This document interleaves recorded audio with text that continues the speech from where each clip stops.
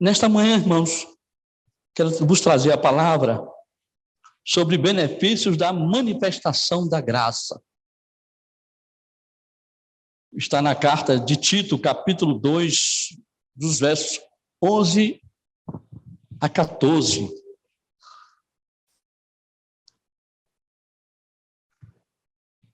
Eu estou com a versão impressa aqui no texto da Bíblia de Jerusalém, uma Bíblia também muito boa para consulta, apesar de ter alguns livros apócrifos. Né? Alguém conhece a Bíblia de Jerusalém? Alguém conhece? Conhece ali? O irmão conhece. E se tem em mão, ela é boa também, né? Para uma consulta. Tem histórias, né? Tem também histórias contadas ali que não era verdade, mas serve como um compêndio de exame. Tá? Um compêndio de exame. Diz assim o texto, Tito 2, de 11 a 14. Com efeito, a graça de Deus se manifestou para a salvação de todos os homens. Ela nos ensina a abandonar a impiedade e as paixões mundanas e a viver neste mundo com autodomínio, justiça e piedade. Vocês vão ver na sua versão, viver de forma sóbria. Deve ter no texto de vocês, de forma sóbria. Sensata. Obrigado, irmão Erval. Está até dizendo autodomínio, justiça e piedade. Aguardando a nossa bendita esperança. Qual a sua esperança, meu irmão, minha irmã? Qual a sua esperança? Qual a sua esperança? É Jesus. Paulo escreveu na sua carta, 1 Tessalonicenses, no capítulo 4, a partir do verso 13, ele falando sobre a ressurreição dos crentes, que não deviam ficar como os demais, que não tem o quê? Que não tem esperança. Não é assim que Paulo fala? Não fiquem com os demais que não tem o quê? Esperança. Se nós cremos que Jesus ressuscitou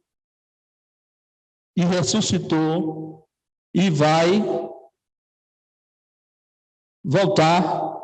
Diz aqui o verso 13, não querem que sejais ignorantes, irmãos, acerca dos que dormem, para que não vos entristeçais como os demais, que não têm o quê?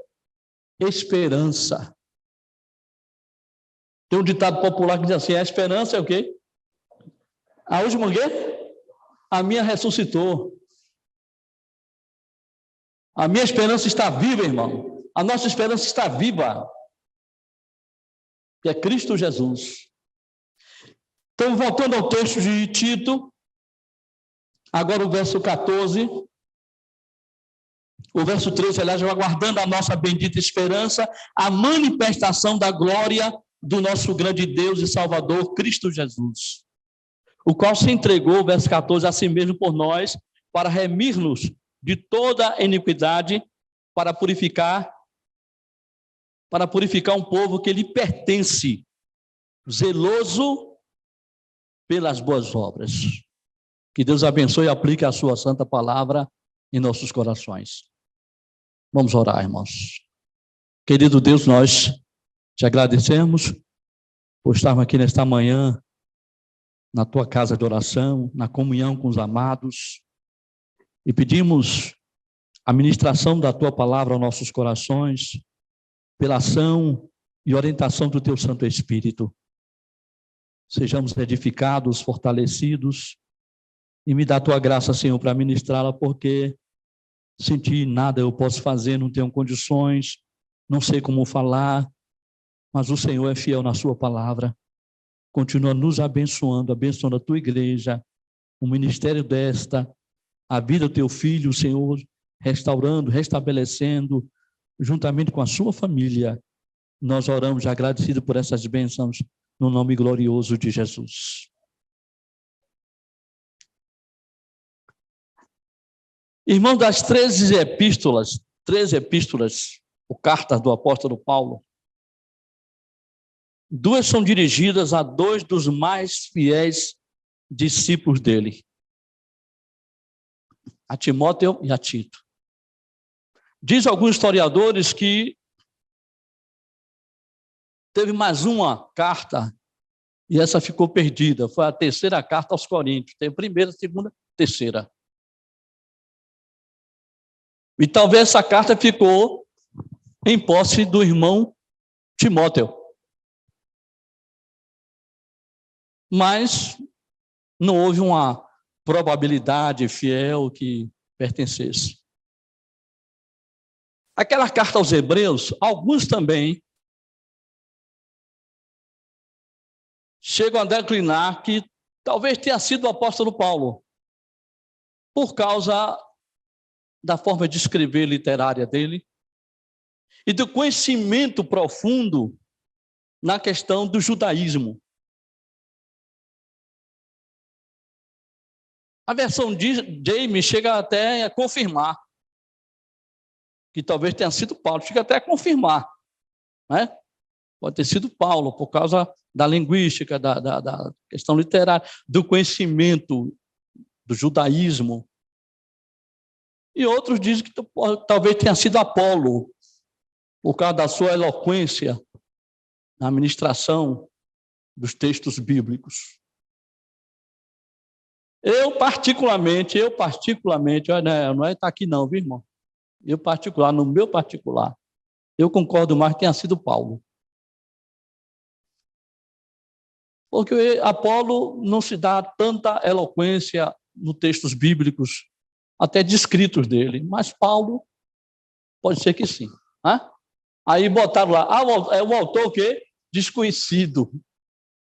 Né? Isso não quer dizer que você concorde ardorosamente. Se você não quiser concordar, depois em particular no meu ouvido, né? Pastor, certo? Mas vamos aqui nos basear nessa carta pequenininha de Tito, que só tem 3 capítulos. Paulo vai falar aqui sobre a manifestação da graça. Mas antes de falar sobre essa manifestação da graça, vamos examinar alguns textos bíblicos que fala de Tito e de Timóteo. Abra sua Bíblia em Atos 16. Atos, capítulo 16, de 1 a 3.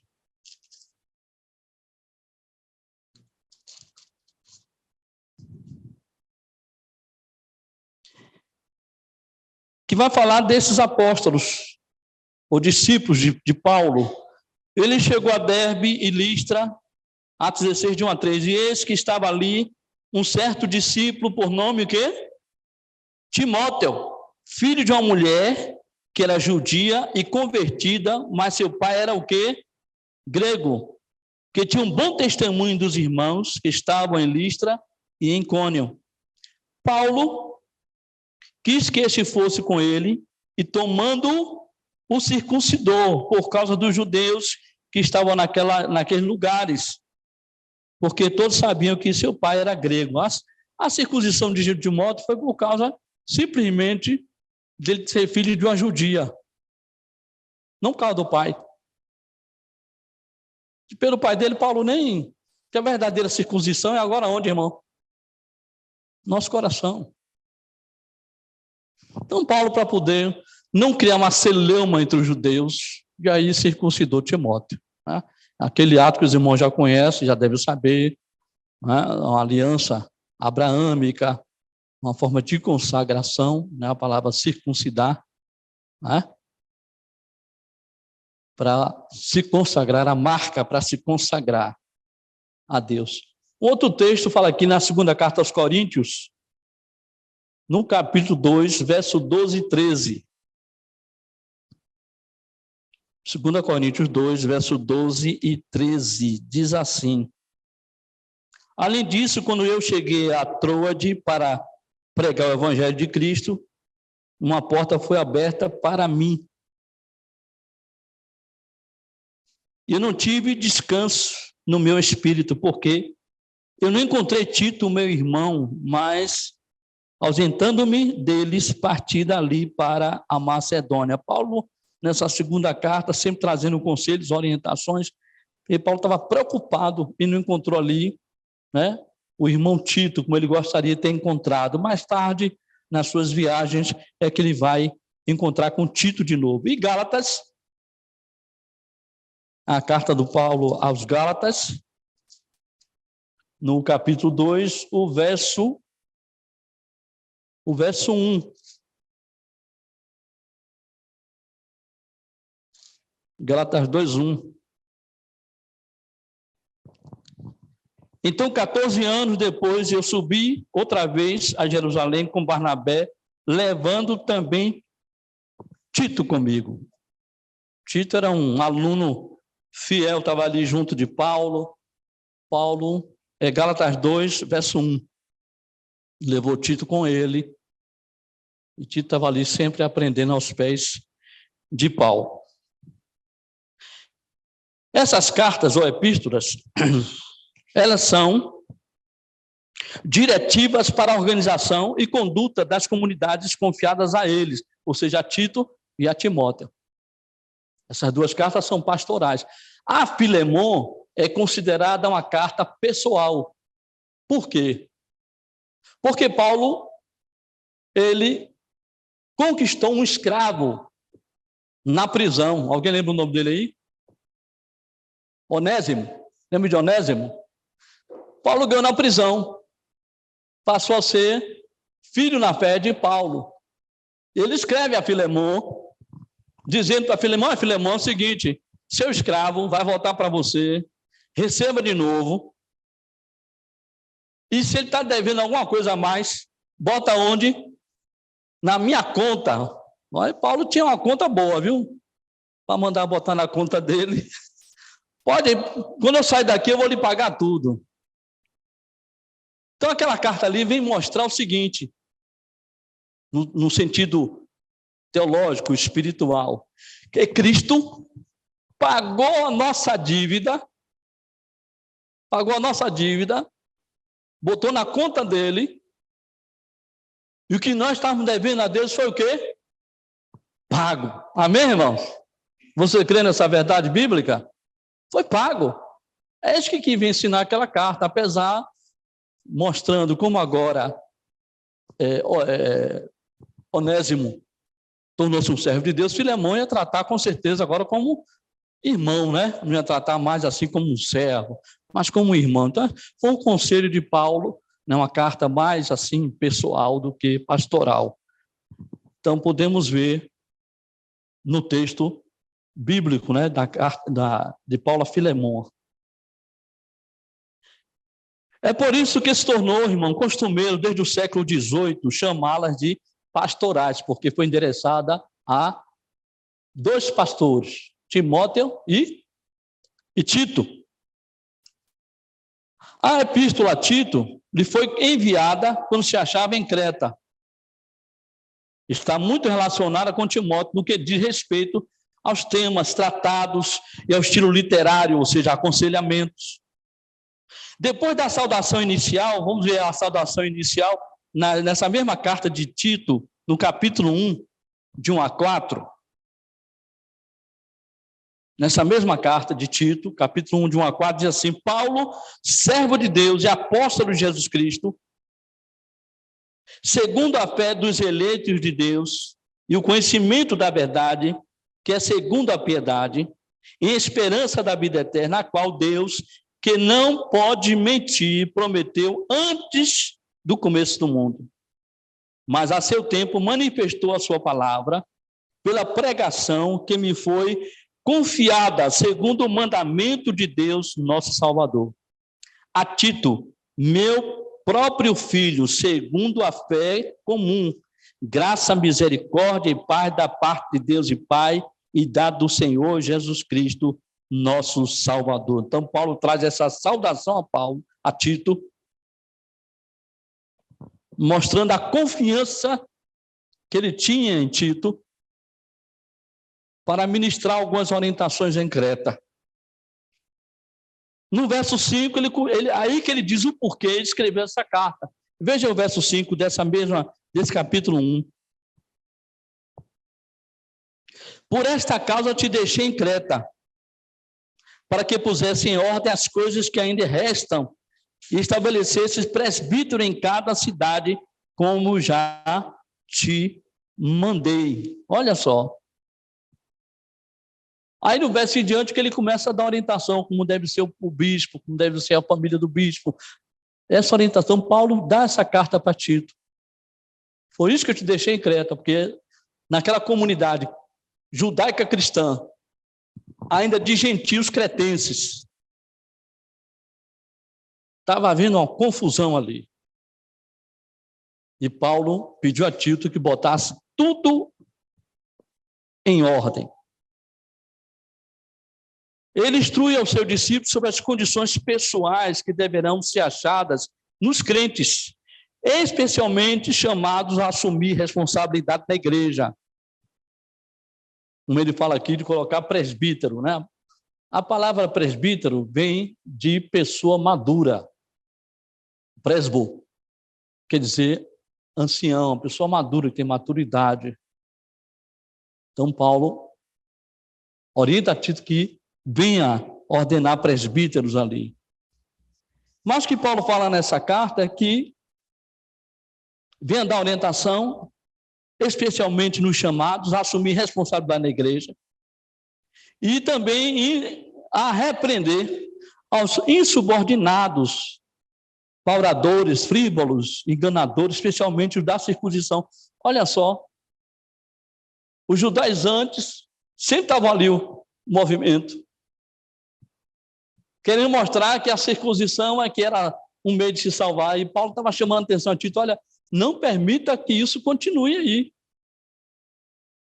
Esses pauradores, como diz aqui o texto, né? Pauradores ou falastrões, é isso que Paulo está dizendo, falam demais e não ensinam nada.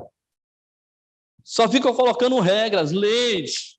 Veja aí o verso 10 e o verso 14 dessa carta, no primeiro capítulo, verso 10 e 14. Porque há muitos desordenados, faladores, enganadores, vãos, principalmente da circuncisão, aos quais convém tapar a boca. Homens que destroem casas inteiras, ensinando coisas que não convêm por causa da ganância e do quê? Do lucro. Isso aqui, irmão. Há alguma diferença hoje, irmão? Hein? Há alguma diferença hoje? O que nós temos visto hoje? Se você abrir a internet, que hoje é a coisa mais fácil, né, irmão? Apertou o botão, aí aquela lista, né? De vendedores da fé. Não é verdade, irmão? Aí oferece lá, olha, isso aqui, ó. Fonte Humaitá. Custa X. Não é assim? Que havia lá na época de Paulo, na época dos apóstolos, que entravam nas casas e ensinavam coisas que não convinham, que não tinha base. É por isso que eu gosto muito daquele grupo chamado Bereanos, lá no capítulo 17 de Atos. Hã? O que os bereanos faziam, irmão? Tudo que os apóstolos falavam. Espera aí. É verdade. Assim devemos agir hoje também, queridos. Até eu que estou aqui ministrando a palavra. Por isso que eu convidei os irmãos a abrir o texto, para acompanhar os textos, para ver se realmente está assim. Para depois, como dizia um pastor que eu conheço, né, o pastor Adalfredo Santana, foi pastor da minha esposa, que as ovelhas saem do aprisco, vai lá fora, come graveto, está comendo capim, ele era interessante, ainda está vivo. Fez 80 anos, foi, irmã Joridão? Mais, né? Quase 90, né? Cabelo todo branco, parece algodão na cabeça. Que as ovelhas iam comer graveto lá fora, e quando voltava engasgado. Havia alguém engasgado com espinha de peixe, né? Tentando falar alguma coisa. Mesma coisa.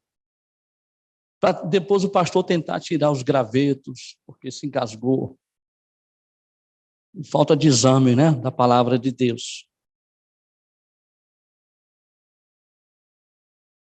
Diz aqui o texto que, desse modo,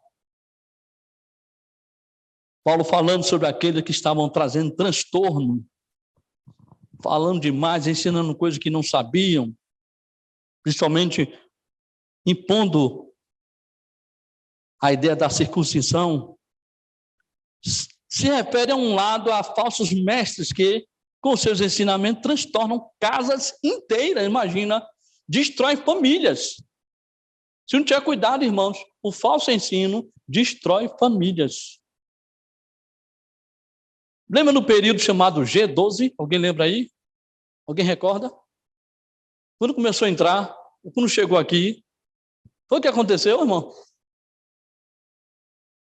Cisão nas igrejas. E aí foram famílias inteiras. O verso 11 diz aqui no capítulo 1, verso 11, aos quais convém tapar a boca. Homens que destroem casas inteiras. Tapar a boca. Amordaçar. A palavra no original é amordaçar. Você não vai falar nada que não convém. Se não está na Escritura. Olha que Paulo manda Tito fazer, hein? A coragem mesmo. Uma das igrejas que eu pastoreei, não foram muitas, mas a mocidade lá convidou um grupo para cantar na igreja, bem da mocidade, aquela euforia toda, enfeitou a igreja e tal. Olha, pastor, veio um grupo e tal, cantar, tá, tudo bem. Vamos ouvir. Antes dessa banda se apresentar, o jovem líder dessa banda falou o seguinte: lá no céu, irmãos, havia 3, e um foi expulso. Olha a confusão, irmão. Quis colocar Satanás fazendo parte de quem?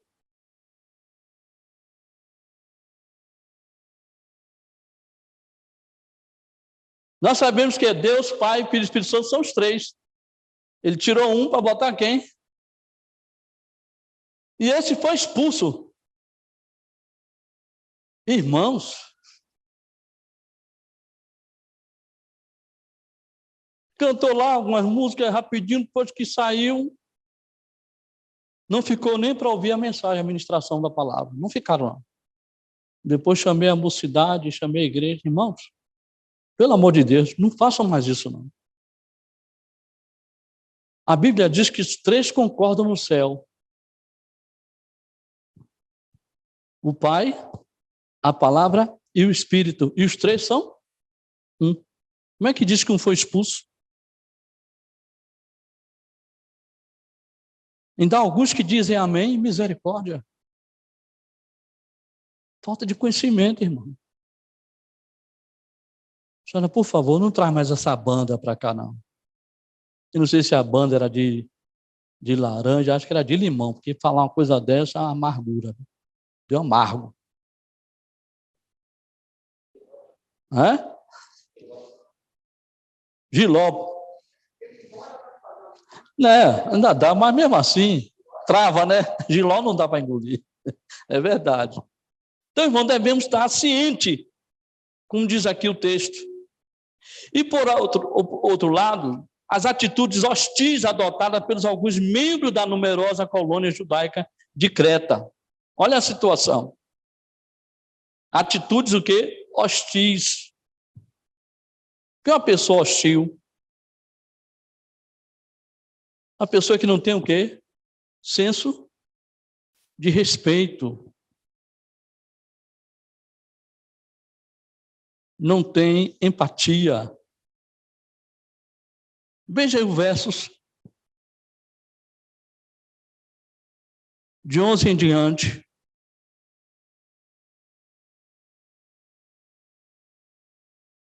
Olha o que diz assim.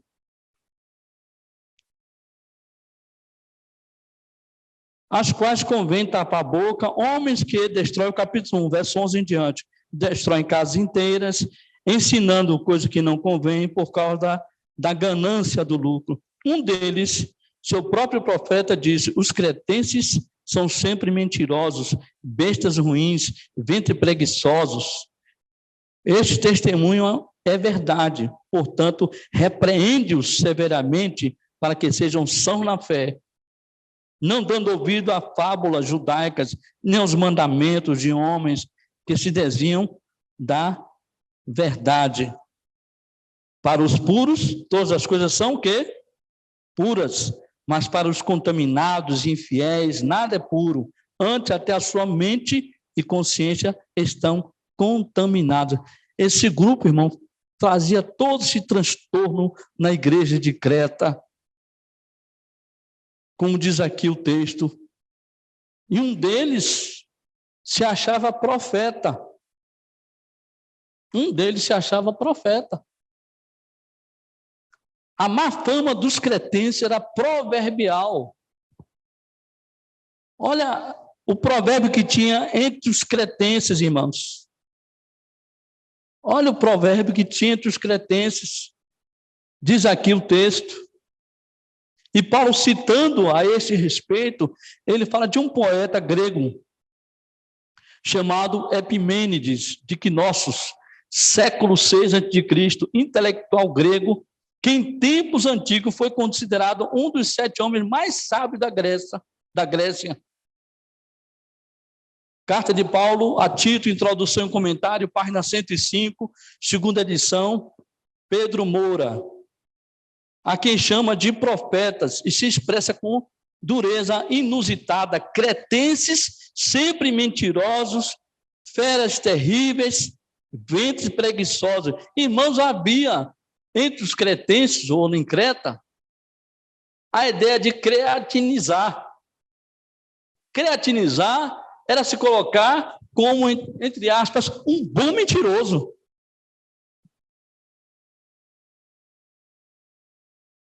Imagine isso, irmão. Como no caso de Coríntios. Corintianizar era ter várias mulheres por causa da festa de Baco, ao deus Baco e Afrodite. Por isso que Paulo escreve na primeira carta aos Coríntios, capítulo 7, que cada um tem a sua própria o quê? Esposa, sua própria mulher. Porque era a ideia lá em Corinto. Corintinizar era isso aí. E aqui em Creta era creatinizar. Não vamos confundir com gratinar, viu? Gratinar é outra coisa, viu? Certo? Creatinizar. Então, era essa ideia que Paulo mostra que eram os cretenses. Encontramos também nessa carta, irmãos, ensinamentos sobre a justificação e a salvação pela graça de Deus e sobre a ação do Espírito Santo. Olha o capítulo 2 agora dessa mesma carta, o verso 11 e o verso 14. O capítulo 2, verso 11 e 14. Porque a graça de Deus que trouxe salvação manifestou-se a todos os homens. E o verso 14 diz: o qual se deu a si mesmo por nós, para nos remir de toda iniquidade e purificar para si um povo que peculiar, ou um povo todo seu, um povo que lhe pertence para fazer as boas obras. Então, a graça de Deus trouxe o quê? Salvação. Ela trouxe salvação a todo que crê. E no capítulo 3, verso 4 a 7, capítulo 3 de Tito, 4 a 7, mas quando a benignidade e o amor de Deus, nosso Salvador, para com os homens, apareceu, não pelas obras de justiça que houvéssemos feito, mas segundo a sua misericórdia, nos salvou pela lavagem da regeneração e da renovação do Espírito Santo, que abundantemente derramou sobre nós por Jesus Cristo, nosso Senhor. Para que, sendo justificados por sua graça, sejamos feitos herdeiros, segundo a esperança da vida eterna. Amém, irmãos? Nós fomos justificados. Você agora é justo, nós somos justos aos olhos de Deus.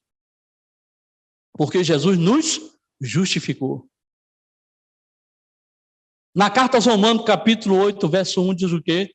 Justificado, o capítulo 5, verso 1, justificado, pois, pela fé, temos o quê?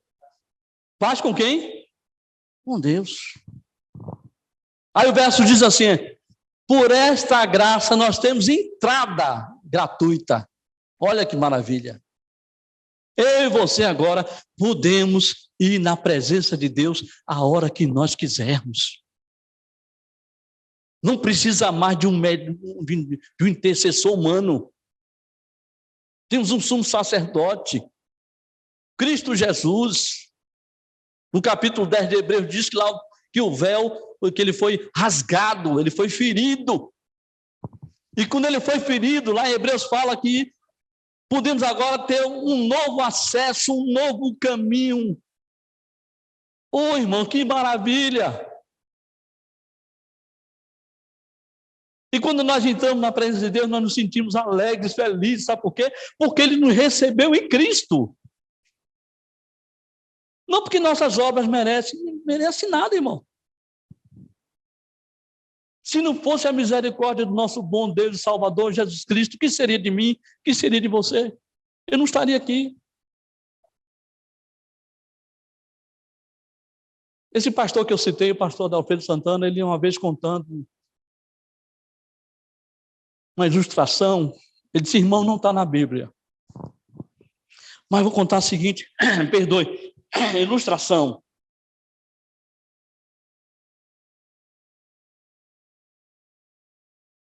Quando Jesus estava intercedendo no Getsemane, orando, intercessão. Naquele momento, isso ele trouxe uma ilustração, não está aqui. Ele disse, irmão, não está na Bíblia. Mas a compreensão que Deus deu a ele. Quando ele estava intercedendo no Getsemane, sobre aquele momento que ele ia passar o sofrimento desse pai. Se for possível, passe de mim o quê? Sofrimento. Naquele momento que ele estava intercedendo, segundo o pastor, ele disse, irmãos, eu creio, ele falando, eu creio, que naquele momento o juízo de Deus viria sobre nós, a humanidade. Os anjos estariam prontos para trazer o juízo, todo mundo com a espada desembainhada para fatiar a terra toda. Mas quando Jesus disse, não seja feita a minha vontade, mas a tua, o Senhor disse, agora pode guardar a espada a todo mundo, porque a minha justiça já está sendo feita em Cristo Jesus. Ah, irmão, isso é maravilhoso demais. E ele continua, e quando Jesus, irmão, intercede por nós, a Bíblia diz que ele intercede por nós quando nós falhamos. Deus podia exercer o juízo sobre nós? Poderia, mas Jesus intercedendo por nós, toda vez ele mostra o que ele fez na cruz, a marca do seu punho que foi traspassado pelos pregos. Aí o pastor Adalfredo falou assim, olha, irmão, eu acredito que Jesus chega para Deus e diz assim, meu pai, olha aqui no orifício, olha aqui, o que o senhor está vendo lá do outro lado? Eu estou vendo José lá, José errou, mas o meu perdão é grande para com ele. Ele vai se restaurar, ele vai levantar. Ele vê a mim, vê a você, meu querido irmão. Que maravilha! A graça de Deus se manifestou, trazendo o quê? Salvação, os quais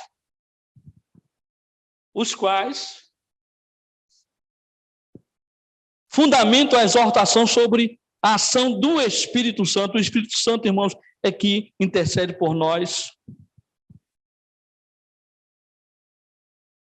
E também fundamentam a exortação do apóstolo Paulo para que Tito mostre firme no governo e na edificação espiritual da igreja.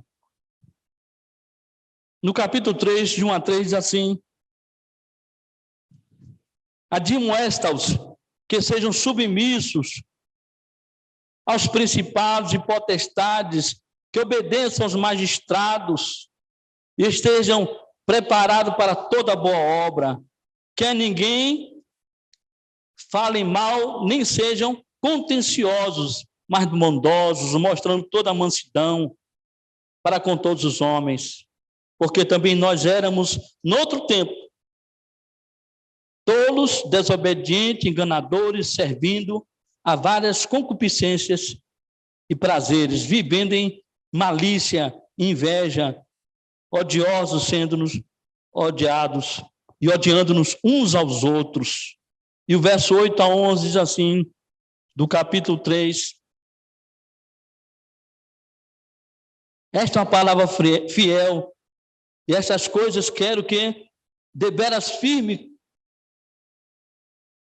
constantemente, para que os que creem em Deus procurem manter as boas obras. Essas coisas são boas e proveitosas aos homens. Mas evita as questões tolas, genealogia, contenda, debate acerca da lei, porque são o quê? Coisas inúteis. E o verso 11 diz: sabendo que aquele que é assim, sabendo que aquele que é assim está pervertendo acerca do pecado, estando condenado em si mesmo. Então, pessoas que não querem aprender a verdade e continuam pervertendo o caminho da verdade, ensinando o que não convém. E você sabe o que significa graça? O que é graça? Alguém tem uma definição aí? Dá para falar um pouquinho mais alto?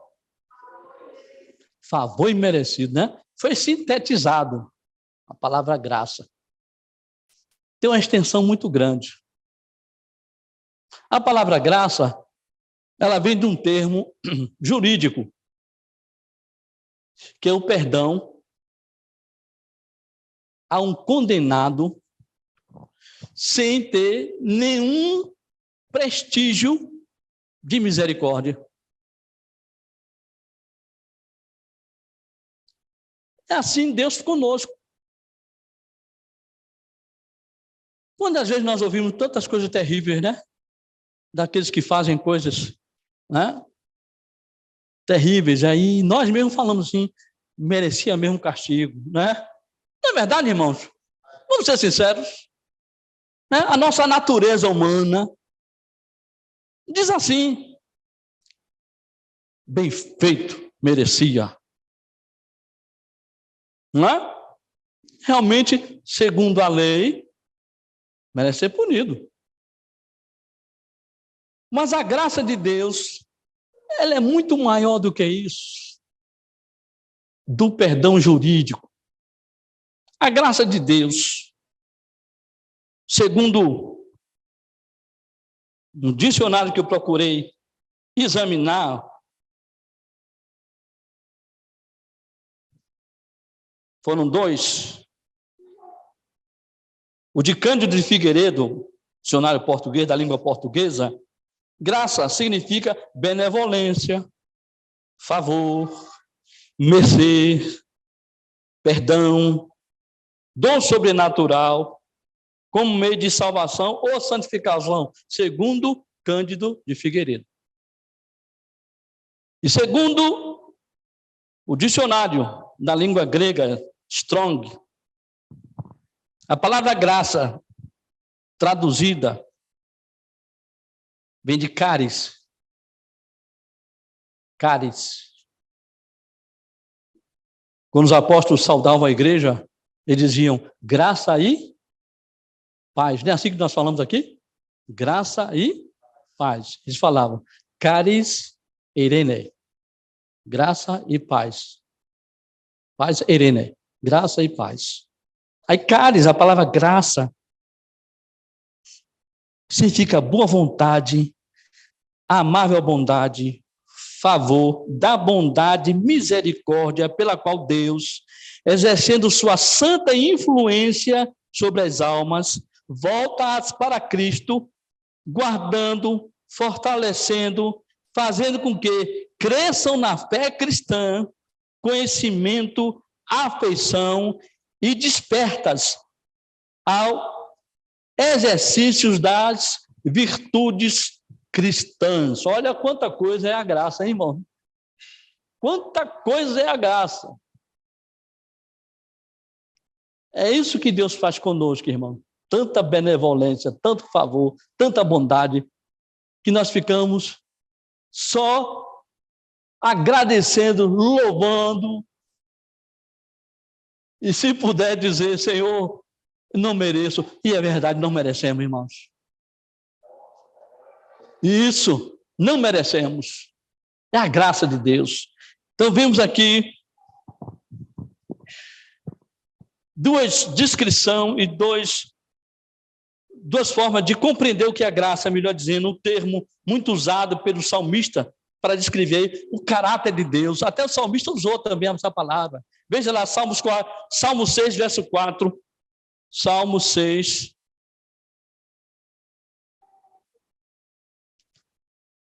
Salmo 6, verso 4.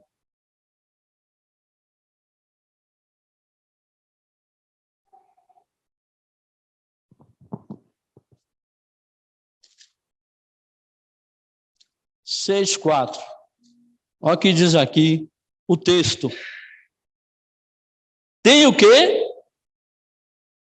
Tem misericórdia de mim?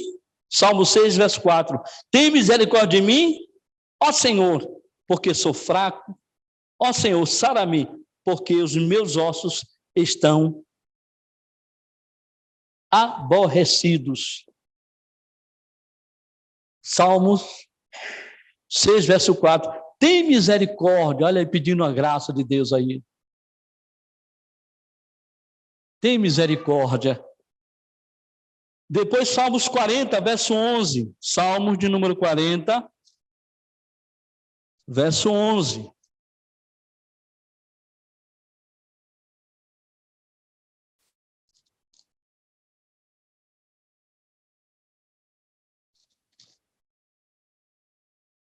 Salmos 40, verso 11, diz assim: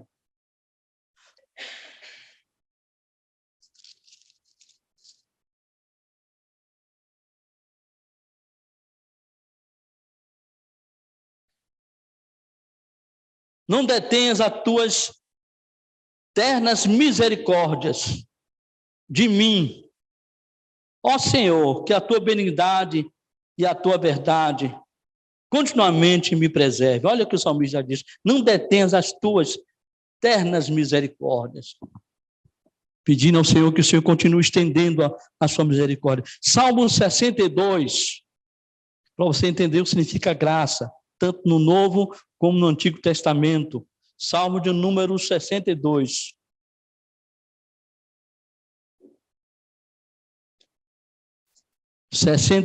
Verso 12.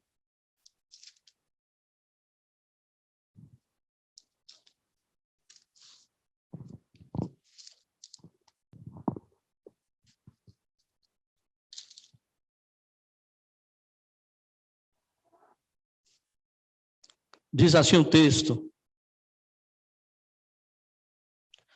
também a ti, ó Senhor, pertence a misericórdia, pois tu recompensas a cada homem conforme a sua obra. Olha que maravilha. A Deus pertence a misericórdia. Então, vemos aqui, irmãos, tanto no Antigo Testamento, é usado também a palavra graça, que quer dizer o favor do Senhor. No Novo Testamento, essa palavra também aparece como favor divino ou boa vontade.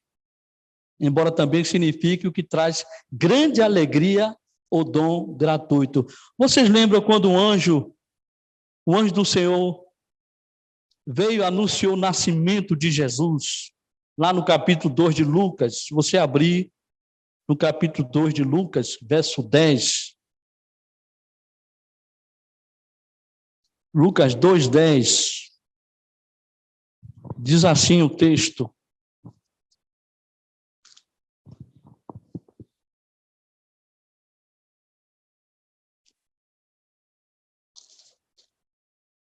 o verso 10 fala assim: e o anjo lhe disse: não temas, ou não temais, porque eis que vos trago boa nova de grande alegria, que será para todo o povo. Aqui também fala sobre a graça de Deus derramada, apesar que boa nova aqui, no sentido é evangelho.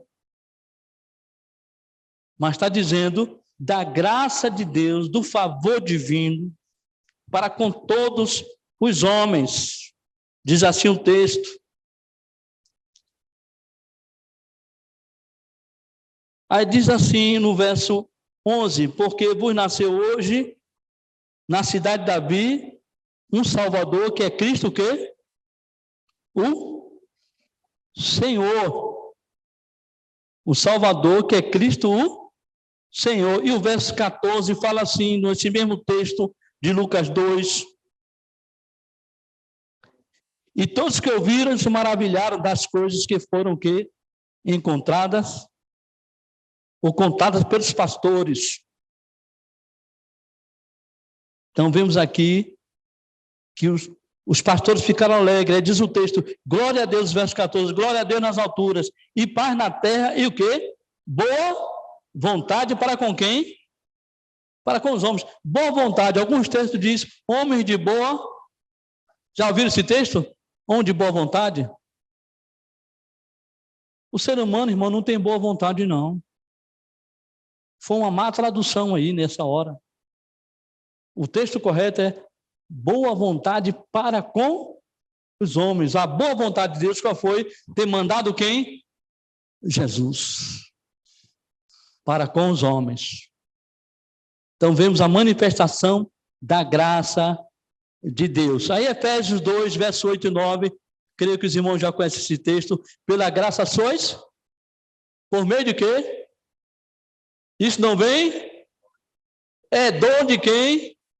Dom é presente, a palavra dom, presente, é presente de Deus.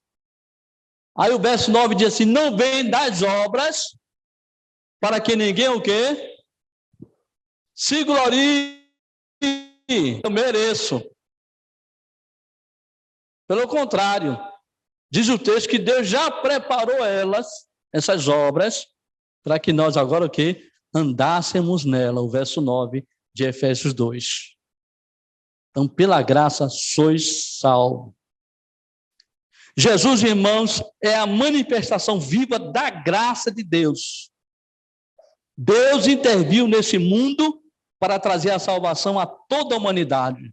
Está lá no Evangelho de João 1,14. E o verbo se fez o quê? E habitou, e vimos a sua glória, como glória do unigênito do Pai. Cheio de quê? De graça e de verdade. Olha aí a graça. E o verbo se fez carne, ou seja, tornou-se o quê? Um ser humano. E a palavra se fez carne e habitou entre nós. E nós contemplamos a sua glória, como a glória do unigênito do Pai. Cheio de graça e de verdade. Irmãos, é maravilhoso demais. Filipe queria perguntar a Jesus quem era o Pai. Não foi? No capítulo 14 de João. Jesus disse assim: você sabe o caminho para onde eu vou. Para o Pai.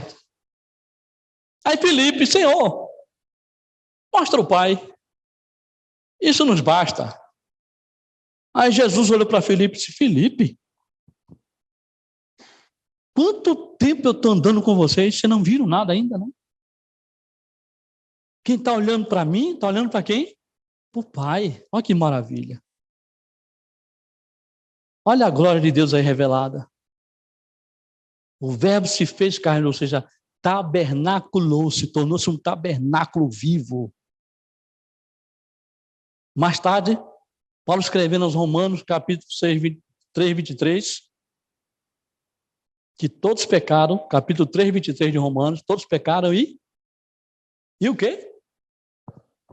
Destituídos ou separados estão o quê? Da glória de Deus, olha aí, separado da glória. E quem é a glória de Deus? É Jesus. É isso que Paulo diz, todos pecaram e estão afastados da glória de Deus, da manifestação, que é o próprio Jesus. Isso é maravilhoso demais, irmãos. E o versículo, acredito que todo mundo já conhece esse versículo, de trás para frente, frente para trás, João 3,16. Porque Deus amou quem? O mundo. Não seria o planeta em si, mas os seres humanos. Deus amou o mundo o quê? De tal maneira, a expressão que o apóstolo achou para dizer de um amor inconfundível, de um amor indizível. Ele disse de tal, ele quis expressar algo tão profundo que na mente humana seria capaz de compreender isso. Amou o mundo de tal maneira, de tal modo, que deu o quê, irmãos? Seu filho, único filho. Para que todo aquele o quê? Não pereça, mas tem o quê? A vida eterna. Isso é maravilhoso demais, irmãos. A graça do Senhor. Quais os benefícios da manifestação da graça? Irmãos, são vários benefícios. Aqui a graça salvífica, o que Paulo está falando. Existe a graça comum. Acredito que o irmão deve ter ouvido a graça comum. A Bíblia diz que Deus faz chover o quê? Sobre bons e maus. Está lá em Mateus, capítulo 5, verso 45, que Deus faz chover sobre bons e maus. Deus não vai chover somente na sua horta, não. Vai chover. A Bíblia diz que o Senhor nos supre das nossas necessidades. Está lá em Mateus 6, do verso 33 em diante. Buscar primeiro o reino de Deus, e as demais coisas serão o quê? O que vai ser acrescentado? Não os preocupeis com o que há de quê? De comer, de vestir, aí vai, né?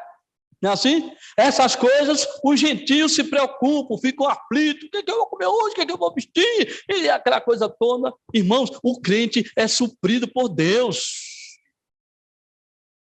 É suprido, irmão, nas mínimas coisas. Seja que é uma coisa assim, bem assim, pequena, que me aconteceu aqui na igreja, quando eu estive aqui no aniversário do pastor, de ministério do pastor Neto. Um ex-aluno meu nos deu carona, estava aqui conosco, um dos convidados, né? Aí chegou dentro do carro dele e tal, pegou uma sacolinha, pastor, isso aqui é seu. Oxi, o que é isso, rapaz? Você vai ficar mais cheiroso ainda. E o que é, rapaz? Aí quando abri, um perfume importado, vai. Rapaz, você sabia, irmão, que eu estava precisando de um perfume? Eu não contei para ele, não contei para o pastor Neto, não contei para ninguém. A esposa chegou a falar, gente, ele estava precisando de um perfume. Não quer dizer que eu não ande fedorento, não, meu irmão, que eu não gosto de andar mal cheiroso, né? Fica mal, né? A dar um abraço no pastor, no colega, né? Não fica bem, né? Mas me presenteou. Disse, irmão, como Deus cuida da gente até nos perfumando. As mesmas coisas, irmão. Uma das vezes ministrando na aula, lá no Logos, eu fui professor do Logos há muito tempo, o Neto também foi lá que a nossa amizade ficou mais sólida ainda. Um aluno meu, terminando a aula, ele veio, pastor, eu trouxe um negócio para o senhor. Eu disse, querido, tudo bem, mas o que é que eu não falei nada para você? Não, Está aqui na sacola. Aí, quando eu vi, uma camisa polo. Né? Camisa polo. Só que aquela camisa polo, irmã, era um rosa-choque daquele de te achar no escuro. Lembra, irmã Jorilda? Se Jesus, eu te agradeço, Senhor, mas essa cor não é o meu previsão. E na época eu estava bem assim, né? Aí vão me achar que eu sou a pantera cor-de-rosa. Pior ainda. Ele disse, pastor, se você não gostar, se eu troco, tá tudo bem. A gente não vai falar na hora, né? Que presente, jamais. Agradeci. Aí fui na loja lá trocar. Irmãos, quando eu cheguei na loja para trocar a dita camisa, né? Estava lá, não sei se eu me lembro, acho que era a mesma camisa, em promoção, ou foi outra, do mesmo modelo, mas em promoção, eu podia levar 3. E da cor que eu queria. Entendeu? Troquei, não disse também nada a ele. Olha, aquela camisa sua valeu 3, não. Fui lá, troquei. Deus cuida da gente, irmãos. Graça comum de Deus, isso é graça comum. Benefícios que você recebe da mão de Deus, usado por alguém chega e te beneficia. Graça de Deus. A graça comum de Deus. E a graça salvífica também é muito extensa na Bíblia, já vimos aqui vários textos. Então, quais são os benefícios da graça nesse texto que acabamos de ler, de Tito 2, de 11 a 14? Primeiro, trouxe salvação para toda a humanidade. Trouxe salvação. A Bíblia diz aqui que ela se manifestou. Olha o que o texto fala. Com efeito, a graça de Deus se manifestou para a salvação de todos os homens. Se manifestou, se revelou. A palavra aqui, manifestar, no original, é ter vindo para nós, ter se revelado para nós. É por isso que João diz que o Verbo se fez carne, se revelou, tornou-se o ser humano. Aqui nesse texto, a graça se manifestou. A palavra aqui, fanerou, se manifestou. Quando Jesus ressuscita e aparece aos apóstolos, depois de ressuscitado, se manifestou mais uma vez. Fanerou.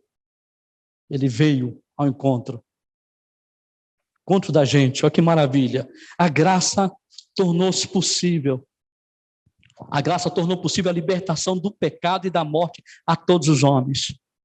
Todos os seres humanos, independentemente da idade, do sexo, da raça, da condição social e intelectual, são alvos da maior de todas as provas do amor que o mundo já conheceu ou conhecerá. Jesus, a manifestação da graça de Deus para a salvação de todos os seres humanos. Amém, irmãos? Ela se manifestou para nos salvar. Não importa quem é você. O que importa é que Jesus te liberta do pecado. Ele transforma. Não é essa graça barata que estão vendendo por aí, não. Que estão falando por aí, não. Venha como está e fique como está. Tem nada a ver.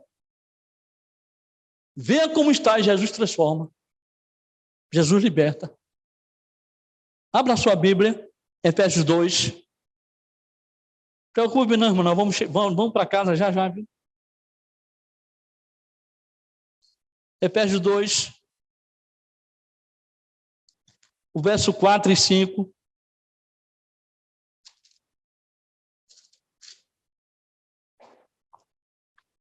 Efésios 2, verso 4 e 5 diz assim: mas Deus, que é rico em misericórdia, pelo seu grande amor com quem nos amou, estando nós ainda mortos em nossos pecados, nos vivificou juntamente com Cristo. Pela graça sois, olha mais uma vez aí, nós estávamos mortos, sem vida. Sabe o que é sem vida? Sem graça nenhuma. A palavra sem graça, Perdoe até o termo que eu vou usar aqui para vocês. Hã? Desgraçado. Apocalipse fala uma das cartas. Tu pensa que é rico, mas tu é pobre, cego, nu. Não é isso? É o estado condicional do homem sem Cristo, irmão. Nós agora somos cheios da graça de Deus. Cheios da graça do Senhor. Então vemos aqui que Jesus nos vivificou, nos trouxe vida. E se você abrir a carta de Paulo aos Romanos, capítulo 9, ou capítulo 3, perdoe, verso 9 a 12, carta aos Romanos, capítulo 3, verso 9 a 12, diz assim, o texto: então que somos melhores do que eles? Não, de maneira nenhuma. Pois nós já provamos antes que tanto os judeus como os gentios, todos estão debaixo do quê? Do pecado. Romanos 3, de 9 até o verso 11. Somos melhores do que eles. É isso que Paulo está dizendo. Somos melhores do que os judeus?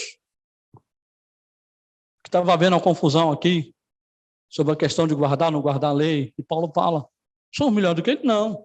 Tanto os judeus, o texto de vocês diz grego, né? É para indicar outra nacionalidade. Mas gentil. Nós somos melhores? Não. Todos estão debaixo do pecado. Como está escrito, não há nenhum que justo, nenhum sequer, nenhum. Não há ninguém que entenda, não há ninguém que busque o quê? A Deus. Todos se extraviaram do caminho e juntamente se tornaram o quê? Inúteis. Não há quem faça o bem, não há nenhum só. Aí descreve aqui a natureza do homem pecaminoso como é. A sua garganta é assim, aí começa a falar da natureza pecaminosa do homem. É por isso que ninguém pode ser justo diante de Deus e nem dizer, eu não faço. Tem uns que falam assim, né? Você vai pregar a salvação, você vai pregar Jesus. Não, eu não faço isso, não faço aquilo. Aí faz aquela lista, né? De não faço. Mas está aqui dizendo, todos pecaram. Aí o verso 23 diz assim, o verso 23 fala assim desse texto, porque todos pecaram e estão privados da glória de Deus. Eu estou com a versão aqui, King James. Né? A impressa é Bíblia de Jerusalém. Todos estão privados, né? Se alguém tem essa versão aí. Hein? Isso. Todos afastados, longe da glória de Deus. E Romanos 5:8. Romanos 5:8 diz assim: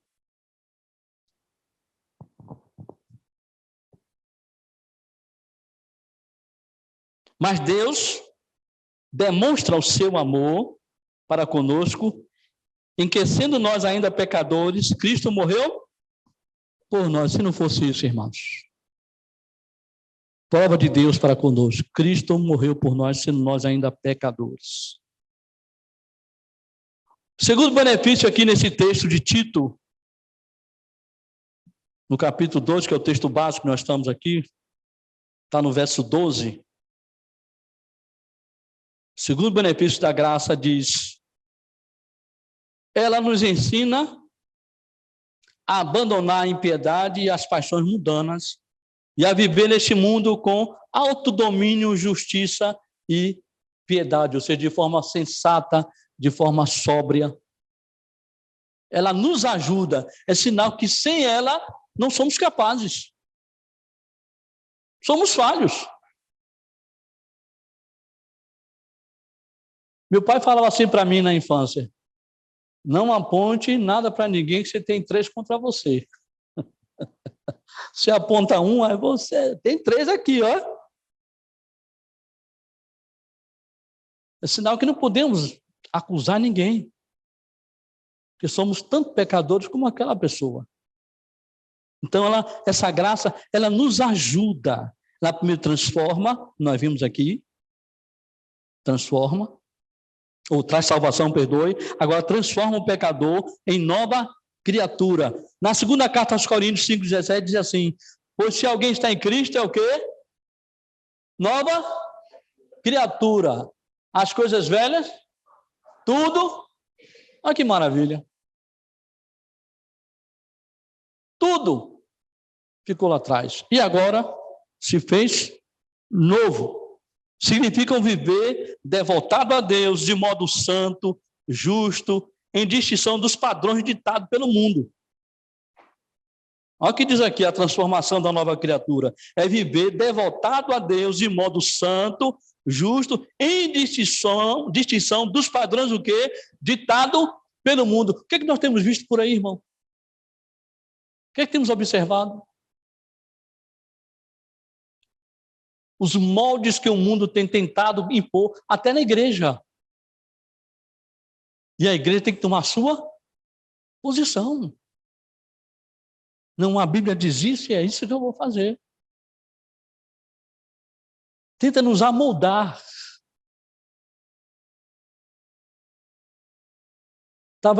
Eu e a esposa tomamos um curso no Senac. Assistente administrativo, vamos tomar esse curso. E um dos alunos lá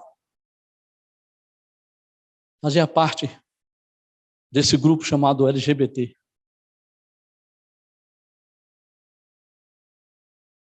A professora, em uns momentos, nos elogiou, porque nós, digamos assim, ele participava das equipes, ele era incluso nos trabalhos de equipe, na sala de aula. Mas teve um momento que nós paramos, chamamos a professora, ela chegou a nos elogiar, porque sabiam quem nós éramos. Achei bonito que vocês incluiu ele e tal. Professor, é o seguinte, nós o tratamos como colega de sala com respeito, mas o praticar da vida dele não condiz com as Santas Escrituras. E nós estamos do lado das Escrituras. Jamais nós vamos dizer algo para ele, não falamos nada, pelo contrário, ele até nos respeitávamos. Tem respeito para conosco. Mas a vida dele, pessoal dele, tem que haver mudança. E só Cristo pode fazer isso, é a palavra. Nosso livro de regra aí, fé, regra e prática. Jamais concordar. Mas é um mundo que está querendo dizer assim, inclua sem condenar. Não. Deve ser incluso, mas tem que haver transformação. É Cristo que transforma. Cristo que chama a ser nova, o quê? Criatura. E jamais vamos concordar com um negócio desse. Jamais. A escolha dele mas tem que haver transformação. Entenderam, irmãos? Amém? Então devemos estar firmes nessa verdade bíblica. 1 Coríntios 5,15.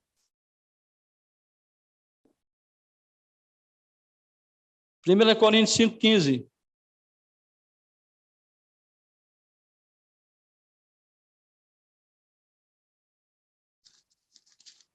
Olha o que diz o texto, 1 Coríntios 5,15.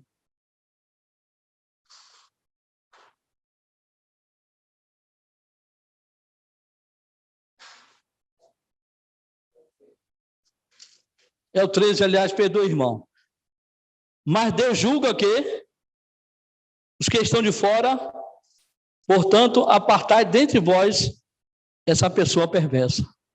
Se continuar nessa prática, deve fazer o quê? Afastar. Ó. Deus vai julgar? Vai.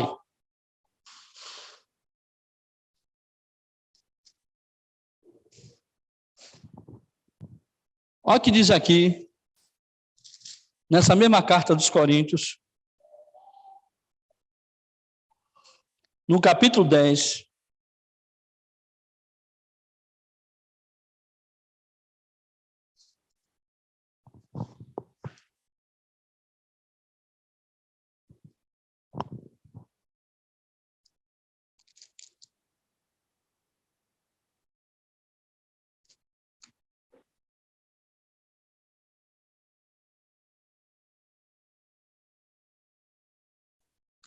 Deixa eu ver se é isso mesmo, só para não me esquecer.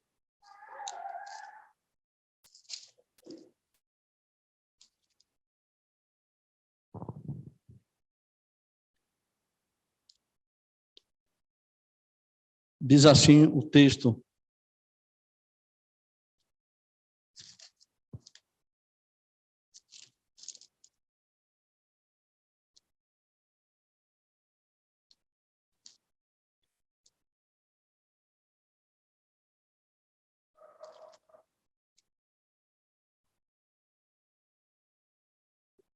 Veja, irmãos, é o capítulo 6, acho que o verso 11.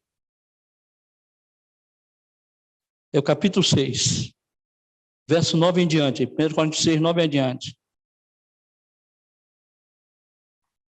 Capítulo 6 de 1 Coríntios. Não sabeis que os injustos não herdarão o reino de Deus?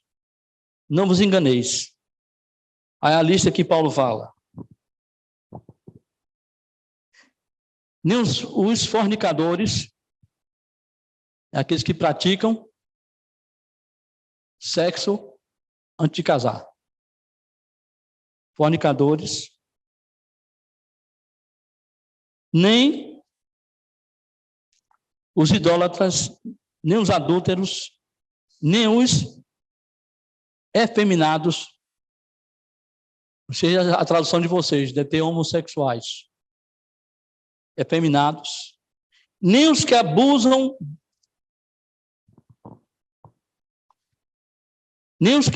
de si mesmo, como do sexo masculino, nem os ladrões, nem os cobiçosos, nem os bêbados, nem os difamadores, nem os extorqueadores herdarão o reino de Deus. Ao menos alguns de vós têm sido isso, mas foste lavados, mas foste santificados, mas foste justificados em nome do Senhor Jesus e pelo Espírito do nosso Deus. Olha o que Paulo diz aqui, mas fostes no passado. Está vendo a lista? Não vai herdar. Então a igreja toma posição porque já fomos transformados em nova criatura. Paulo fala a Tito no verso 12 dessa carta, de Tito 2, a parte A diz, renegadas. Renegada é o quê? Toda a impiedade, renegadas. A impiedade, as paixões mundanas. Renegar aqui é abandonar, ruptura. Uma ruptura visível que precisamos ter com a nossa velha natureza decaída. Abra sua Bíblia na carta aos Romanos, capítulo 6, verso 4 e 8. Romanos 6, o verso 4 e o verso 8. Diz assim, portanto, fomos sepultados com ele para a morte, pelo batismo, para que assim como Cristo foi ressuscitado dentre os mortos, pela glória do Pai, assim também nós andemos em novidade de vida. O verso 8 diz, ora, se morremos com Cristo, cremos que também viveremos com ele. Então, fomos sepultados com Cristo. Gálatas 2, 19 e 20. Gálatas capítulo 2, o verso 19 e 20.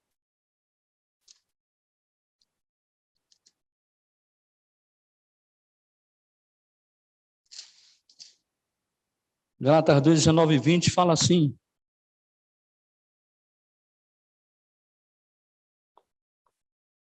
porque eu, pela lei, estou morto para a lei, para que eu possa viver para Deus.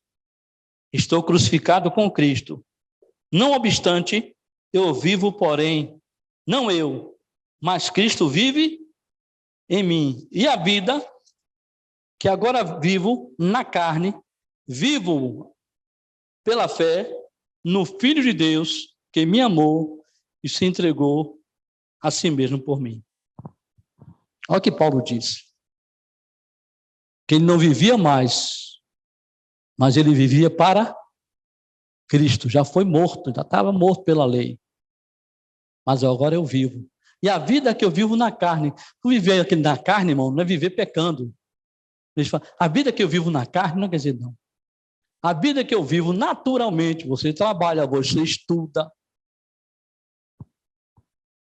Mas você não deve esquecer que você pertence a quem? Cristo Jesus. Certo?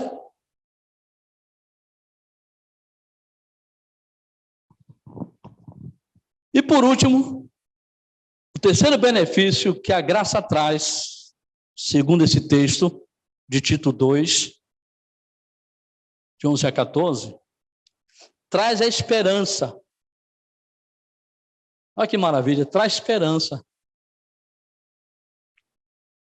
da aparição da vinda de Cristo. Olha o verso 13. Aguardando a nossa bendita o quê?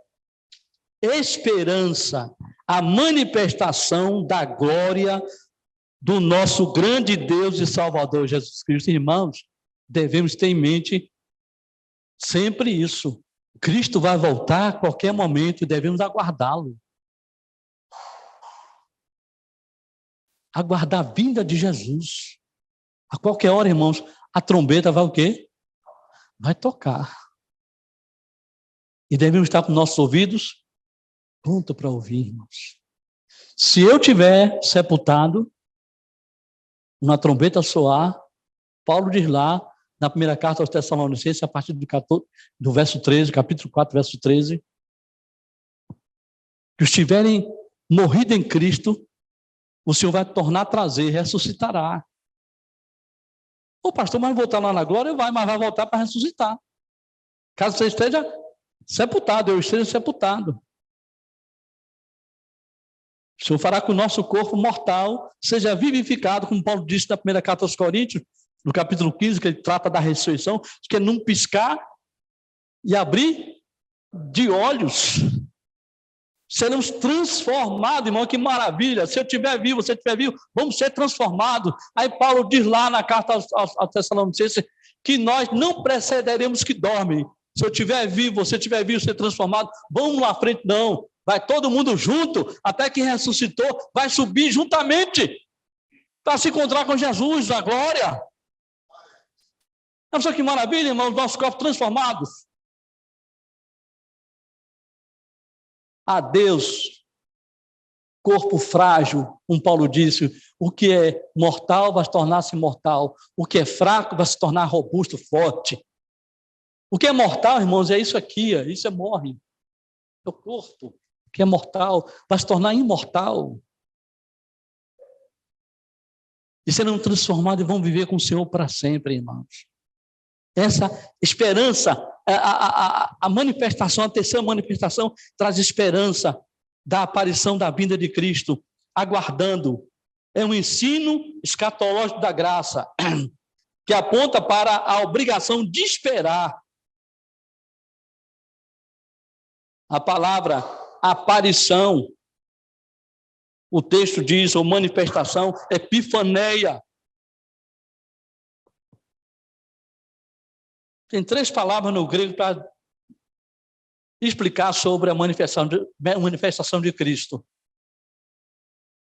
A primeira manifestação está lá em João 1,14. O verbo se fez esquinósel.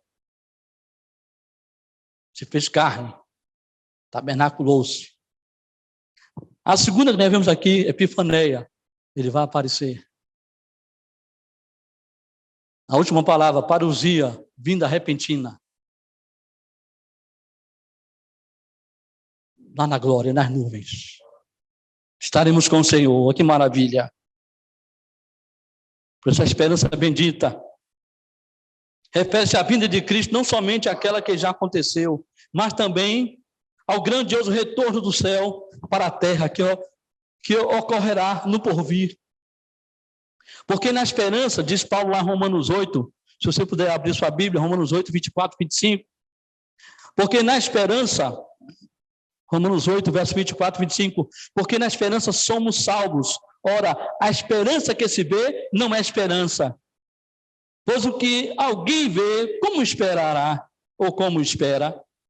Mas se esperamos o que não vemos, com paciência o quê? Aguardamos. Olha que maravilha. Mas alguém pode ter esperança de algo que está vendo? Eu estou esperando o meu filho chegar do trabalho. Estou vendo que ele vai chegar. Mas estamos esperando Cristo, que virá a qualquer momento. Isso é esperar pela fé. É aguardar. Pedro diz na sua segunda carta, Pedro falando no capítulo 3, a partir do verso 9, que não devemos nos comportar como nossos pais no antepassado, que ficavam falando, quando será a sua vinda? A partir do verso 9, quando vai ser a sua vinda? Até hoje tem pessoas assim, não tem? Já fala que Cristo vem, não é assim? E até cristãos, viu?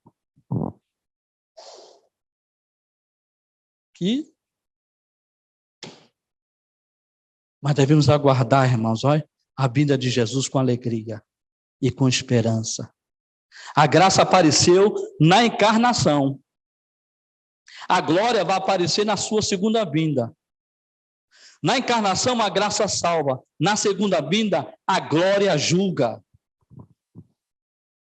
Jesus virá agora como juiz para julgar.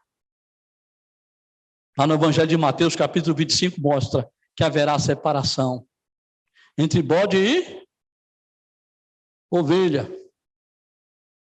Vai colocar as ovelhas que lado, irmão?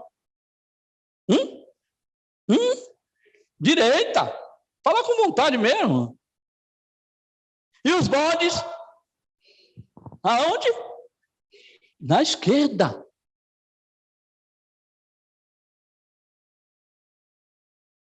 E dirá aos que estiverem à sua direita, vinde bendito de meu Pai. Entrai, tomai posse, por herança do reino que está preparado para vocês antes da fundação do mundo. Jesus já preparou tudo, meus irmãos, para a gente. Infelizmente, vai ouvir também uma sentença: apartai-vos de mim, vós, malditos que estiverem à sua esquerda, para o fogo eterno. Preparado para quem? Para o diabo e seus anjos. O inferno não foi preparado para a humanidade, não. Ela vai para lá porque rejeita a graça de Deus. Porque não quer saber de Jesus. E ele, como justo juiz, vai fazer o julgamento. Então, nós estamos aguardando essa bendita graça, manifestação, aliás. Esperamos e aguardamos ver o Senhor em sua gloriosa volta. Isso implica compromisso verdadeiro, firmado com Ele até o grande dia. Esteja firme, meu irmão, minha irmã. A luta é grande. Balança. Não é, irmão? Balança. Não tem crente, meu irmão. Não tem super crente, é melhor dizendo. Super crente, não existe. Se alguém falar que é super crente, me desculpe. Não tem. Quando estivermos aqui, a luta vai ser grande, e continua grande. Mas tenha certeza que a vitória é maior, né, glória? Abra sua Bíblia no profeta Malaquias.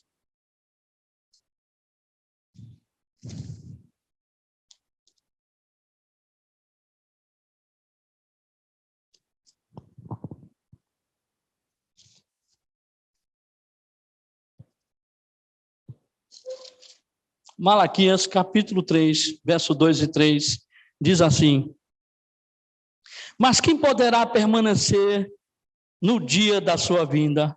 E quem ficará de pé quando ele aparecer? Porque ele é como o fogo do refinador e como o sabão dos lavandeiros. Ele se assentará como refinador e purificador de prata.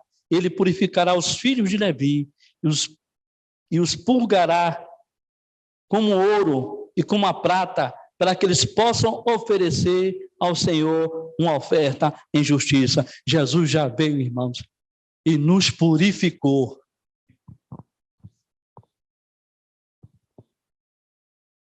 Nós estamos agora alvos mais do que a neve. É por isso que cantamos no dia da ceia do Senhor, para relembrar. Alvos mais que a neve. Mateus, no Evangelho, capítulo 25, o verso 31 a 33. Mateus 25.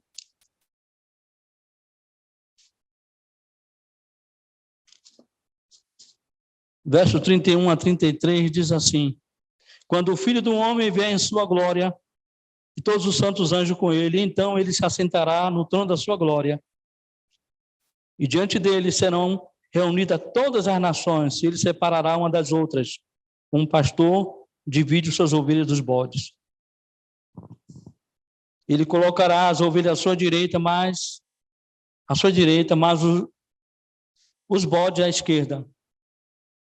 Então o rei dirá aos que estiverem à sua mão direita: vinde, bendito meu Pai, herdai o reino que vos está preparado desde a fundação do mundo.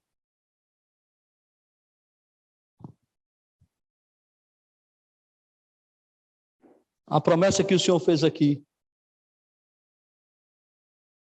E também dirá aos que estiverem à sua esquerda, o verso 41, apartai-vos de mim, maldito, para dentro do fogo eterno, preparado para o diabo e os seus anjos. Aqui ele faz a lista daqueles que foram salvos, que já fazem boas obras.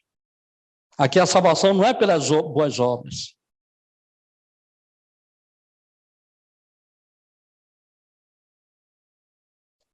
Primeira carta de João,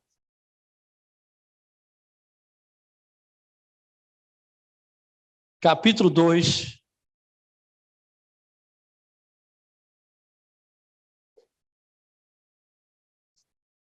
Primeira carta de João, capítulo 2.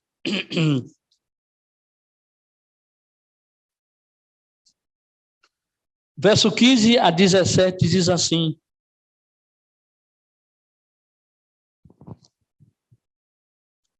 João 2, 15 a 17. Primeira epístola.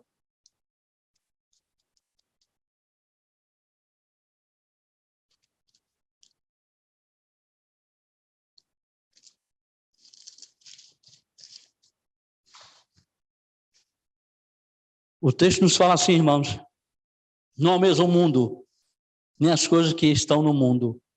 Se algum homem ama o mundo, o amor do Pai não está nele.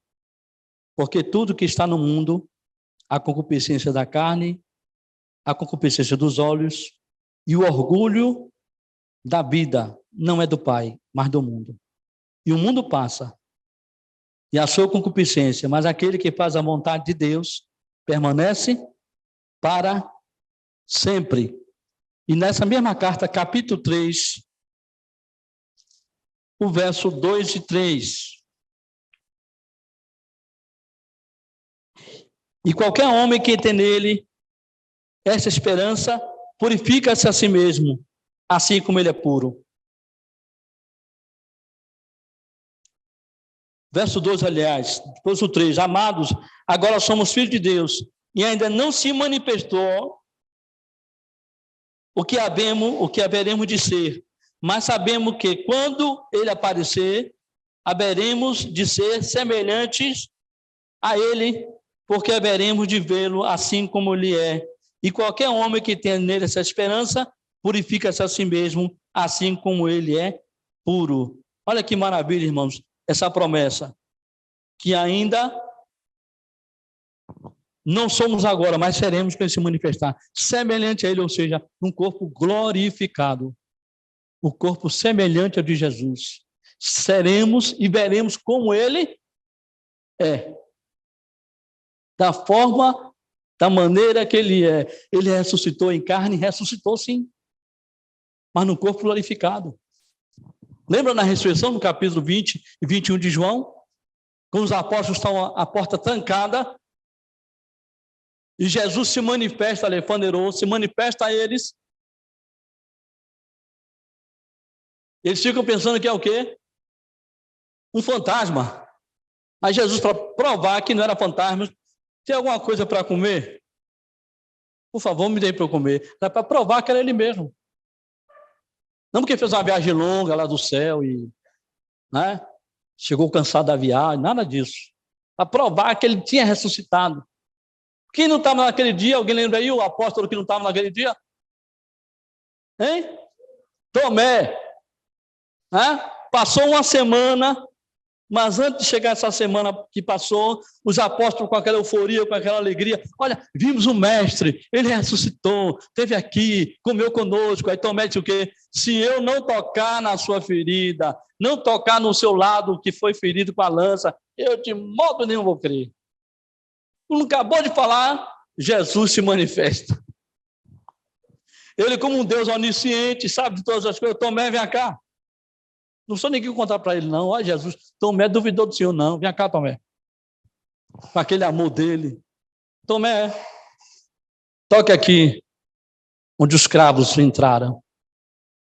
Olha meu lado aqui, que foi ferido com a lança. Pode vir tocar, é que Tomé reconhece. Chama ele de Deus meu, Senhor meu e Deus meu. Aí Jesus para Tomé ainda dá um conselho: Tomé, não seja mais crente, creia. Bem-aventurado aqueles que não viram, mas você viu Jesus, irmão? Mas você é feliz. Faz parte da gente também, irmão. Os que não viram e creram. Amados irmãos, o ato sacrificial e substitutivo na cruz nos libertou de todo o pecado. Como diz Romanos 8:1, agora nenhuma condenação há para os que estão em Cristo. Você está em Cristo Jesus, irmão? Não é mais condenado. Jesus, por meio da graça, satisfez plenamente a justiça divina, tirou a nossa culpa e providenciou tudo para o nosso passado, presente e futuro. Passado que nos resgatou da nossa velha natureza. Presente, continua nos abençoando, derramando a sua graça. E futuro, porque na casa de meu pai, disse Jesus lá em João 14:6, na casa de meu pai há muitas, João 14:3, na casa de meu pai há muita morada. Fui preparar lugar para nos levar. Fiquemos de pé, Deus nos abençoe.